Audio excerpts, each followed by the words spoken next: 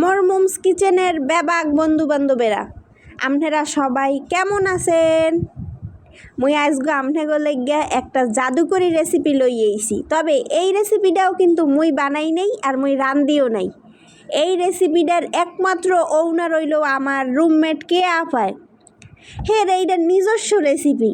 এইটা আপনারা কোনো অনলাইনে কোথাও সার্চ দিয়ে এই রেসিপি আর পাইবেন না। একটা অথেন্টিক কচুর রেসিপি লই আইছি। লয় না আপনি আজকে কচু দেই না থুক্কু কচুর রেসিপি দেই। মোর কে আফারে মুই বাজারে পাঠাইছিলাম, হে বাজার দিয়ে আইয়ে কইতে আছে, আপু মুই তো আজকে বাজার দিয়া সাহেব কচু লইয়ে আইছি। মুই তো ভাবছি এমন হয় প্যান্ট শার্ট পরা কোনো কচু লইয়ে আইছে। দৌড়াইয়ে যাইয়ে দেখি আসলে কোনো প্যান্ট শার্ট পিন্দুনিয়া কচু না, একবার নামই সাহেব কচু।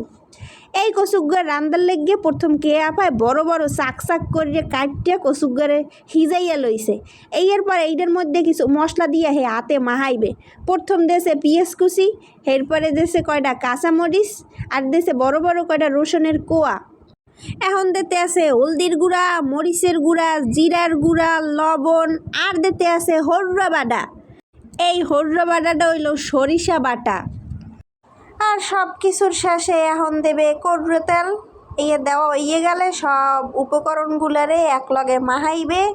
ভালো করে মাহানোর পরে কিন্তু চেহারাটা দেখেই আপনাকে খাইতে মনে চাইবে।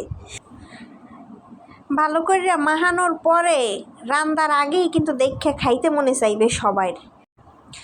মোর তো এগুলো দেখে আগে বেমালা ভয় লাগতো যে এগুলো খাইলে আবার গাল টাল ধরে কিনা। পরে কে আপায় কইলো কিছুই হইবে না, তুমি খাইয়ে দেখো, একবার খাইলে তুমি আমার ফ্যান হইয়ে যাবা। এইটা আমার একদম অথেন্টিক রেসিপি। পরে দেখলাম আসলেই ঠিক আছে। এই তো এখন ওই মাহান্যার পর এরপরে দিয়ে দেবে অল্প একটুখানি সাদা তেল। এরপরে এর মধ্যে এই মাহান্যা কচুগুলারে সব দিয়ে কতক্ষণ লাড়িয়ে চেড়িয়ে কষাইয়ে লইবে। এখন কতক্ষণ কষাইবে মাংসের মতো করে এককাল পুরা। এরপরে হরা দিয়ে থুইবে।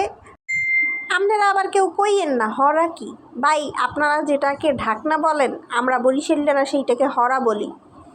এই তো এরপর দিবে কতখানি পানি দেওয়ার পর আবার সব কিছু একটু এটা মিলেই জিলেই আবার হরাটা দিয়ে থুইবে। এরপর এককালে রাঁধতে থাকবে যতক্ষণ সেদ্ধ না হইবে হেতক্ষণ পর্যন্ত। এরপর দেখাইতেছি আপনাকে ফাইনাল লুকটা কেমন হইবে।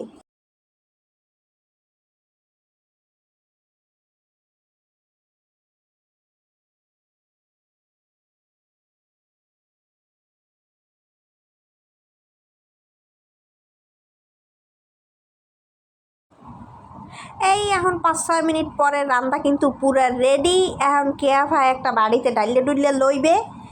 এই আপনাকে যদি এই ধরনের রেসিপি আরও দেখতে মনে চায় হলে মোর মোমস কিচেনের লগেই থাকেন। আবার দেখা হইবে নতুন কোনো ভিডিওতে। এই পর্যন্ত সবাই ভালো থাকেন, আল্লাহ হাফেজ।